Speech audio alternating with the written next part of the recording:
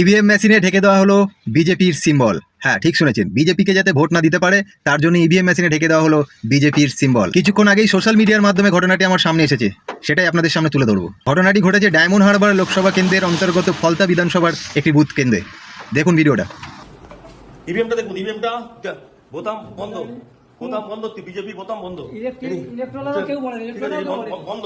ইনি হচ্ছেন, এনারা আছেন পুরো বন্ধ। ईवीएम भाई साहब देख लीजिए, ईवीएम ब्लॉक किया है बीजेपी का बोतम, ईवीएम पूरा बंद है।